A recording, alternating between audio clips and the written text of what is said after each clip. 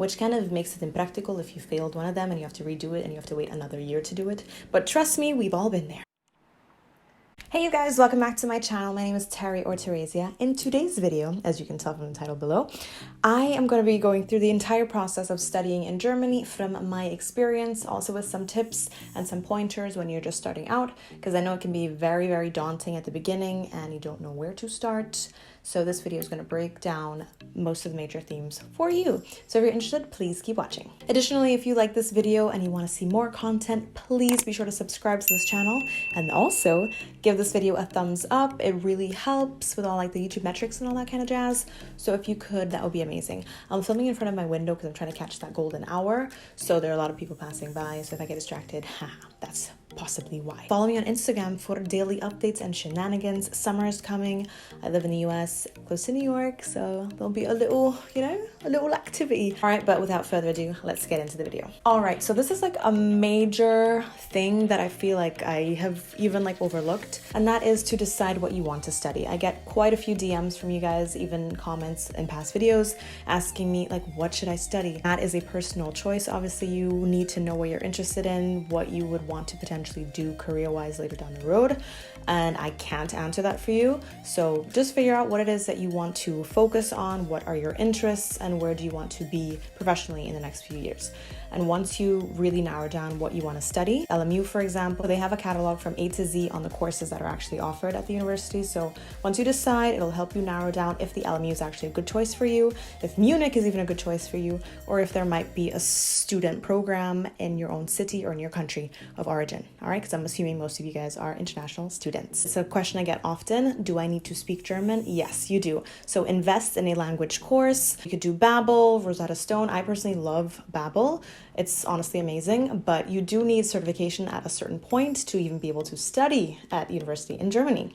So I would recommend honestly looking into an official institute or just get an online coach or teacher that can really walk you through the basics from A to Z if they can. And also you're gonna eventually have to do the test staff, which is the test that you have to take if you want to become involved in academics.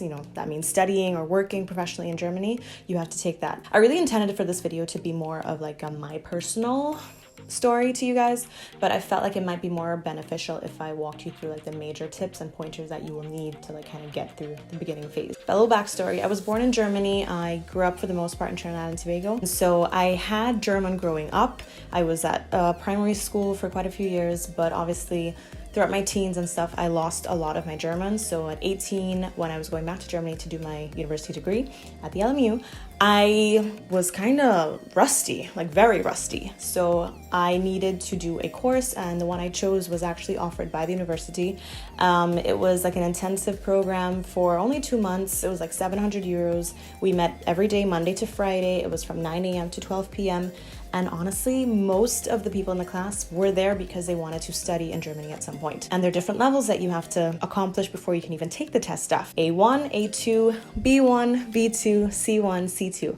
And after that C2 class or course, once you've successfully completed that, you're able to do the test stuff. And the test stuff is actually offered in 100 countries. So if you're not yet in Germany, but you want to get a head start, definitely look into Goethe institutes that offer the test stuff and that you can actually receive like official training from and go from there, because you're going to have to provide that certification to prove that you're eligible or like qualified enough to learn in German. Okay, next part would actually be online application, admissions. How it was when I applied at the end of 2015, we had to fill out an online application, including all your transcripts, basic information.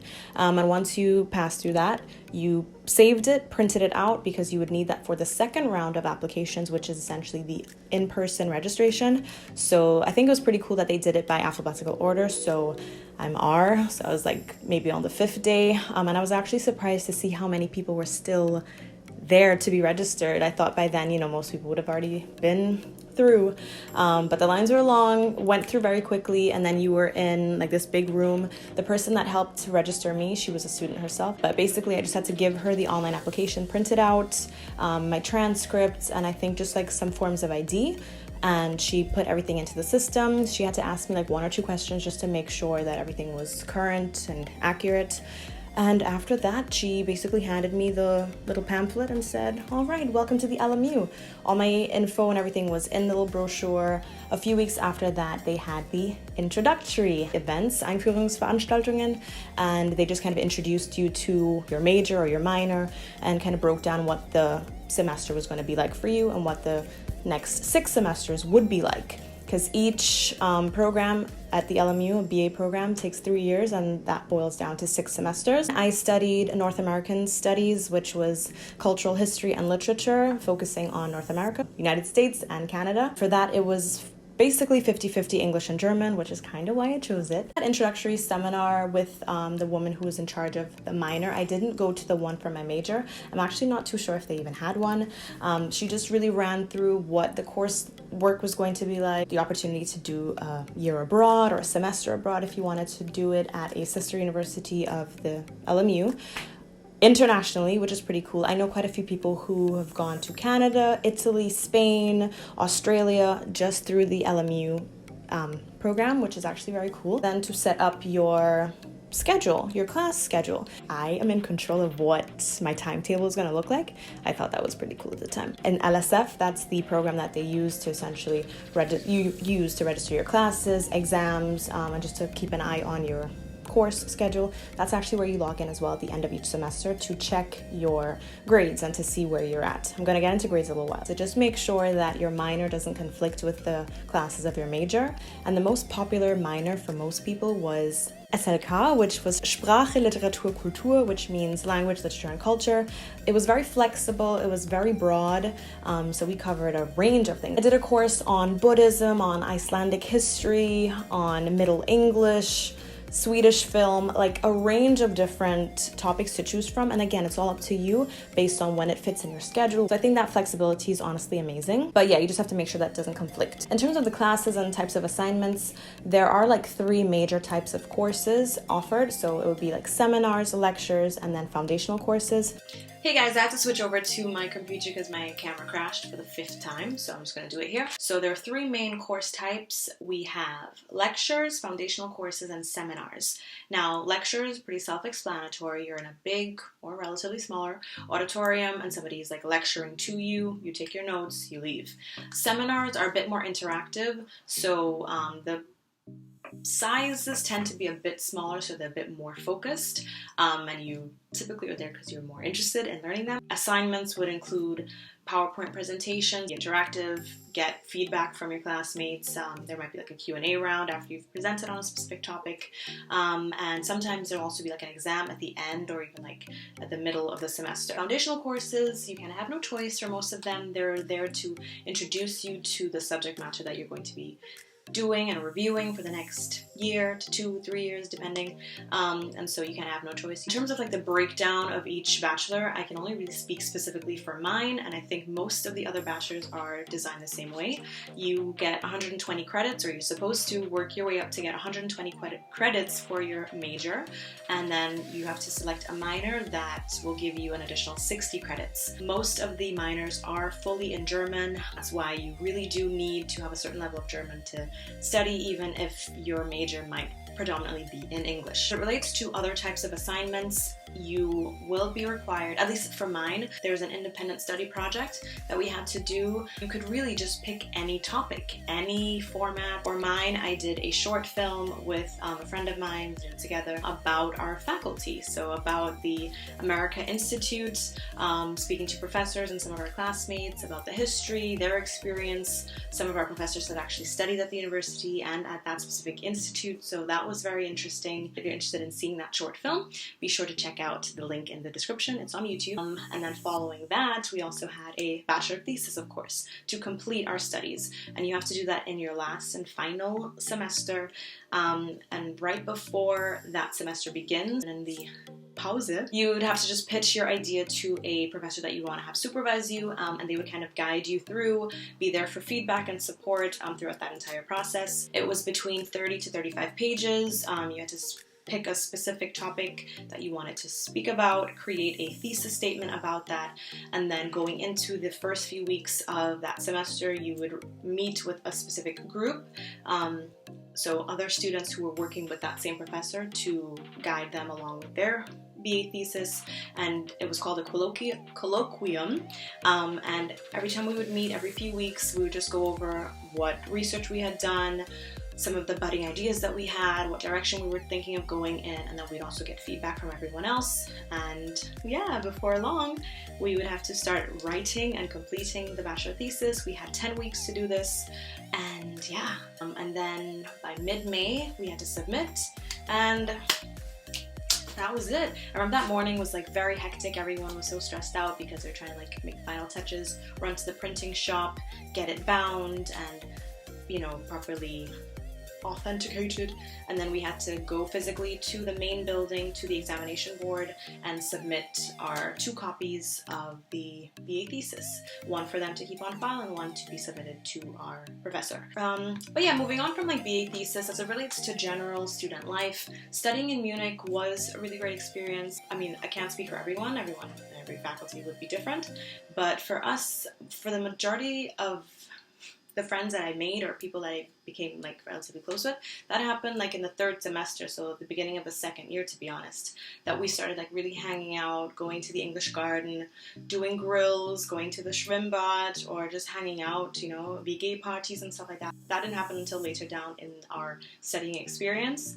My friend Maria, she's really like my friend that I made at university, and we clicked or hit it off really in the first week of school. A good way to make friends or meet people on campus would honestly be just like hanging around. And by that I mean going to the cafeteria. There's like a main one on Giesener Straße, which is where even students from like TU, that's the technical university, they go there as well. You need to just, you know, register your card. There's also a library card that you should get. And even just going to the library, studying there, everyone would kind of go outside on their smoke breaks and chit chat and make plans that way. I'm fairly introverted, so once class is done, I kind of am looking forward to go home. So, or like on my breaks, I would prefer to go to a cafe and like have something nice to eat versus just eating cafeteria food. That's just me. But I'm glad that some of my friends like really kind of pushed me to hang around on campus a lot longer, because otherwise I wouldn't have really made contact or been involved with the amount of people that I was involved with, not in that way, because otherwise I would just be at home, and that would have been it. I would have had no social life. Another thing about Munich is that most people that live there are from there, grew up there, and so they already have their friends groups and they're not looking necessarily for new friends. That doesn't mean that they're not open to making new friendships, but it can be difficult to kind of like try and infiltrate their friends group if they are already established, you know what I mean? So you would really kind of have to make the effort. But most Germans, and I think I always make this comparison to like the Caribbean, are open for having a good time once you like crack that icy shell, and are always up to go get a coffee, have a beer, go out, do something in nature, go to the city to do something. So you won't be hard pressed to find opportunities. You just have to kind of like make those opportunities happen as well. And then I just also wanted to include like certain benefits of actually being a student, which is why some people want to extend their studies as long as possible, is there are a lot of discounts and just student membership benefits that you can find almost anywhere. If you go to like the cinema, they have a student discount. If you go to the museum, they have a student discount. Even getting your travel ticket, so on the Munich transportation system, you get a significant discount. I'm sorry, I don't know what's going on. Discount on your like card. I remember like for 1 month, just for 3 rings, so 3 zones, I would have to pay like 60 euros. Children, 60 euros, yeah, and that was like limited. But if you get the like MVG pass with your LMU ID card, you will get unlimited access for 6 months for like 180 something, I think it was at the time. I'm not sure how things have changed, if they've increased, gone down, but that's like a significant change. And so Munich is obviously broken up based on the amount of rings, in terms of distance going outward. Yeah, so unlimited access, bus, tram, train, S-Bahn is like really, really cool. Also in terms of student financial aid, you could look into BAföG, but that's honestly only if you're a citizen, a permanent resident, or you've been living in Germany for at least 5 years. I also saw there's like an asterisk, and they said if you are an international student, there may be exceptions, so you just have to double check with your Studentenwerk to see what your eligibility requirements might be and if you do qualify, because they can grant you a loan for up to 10,000 euros, and you only have to start paying that back once you actually start working and start making money. I believe I had my notes here, I'm a pen, but I believe that's all I wanted to include. Of course, when I finish this and I start editing, I'm going to be like, duh, there was more to include. So if you guys have any additional questions, be sure to let me know. If you have specific areas that you want me to speak on in maybe a next video, please let me know. And yeah, follow me on Instagram, you can DM me there. And yeah, I hope you guys have an amazing day, evening, night, wherever it is you are in the world, and I will see you in the next video. Bye!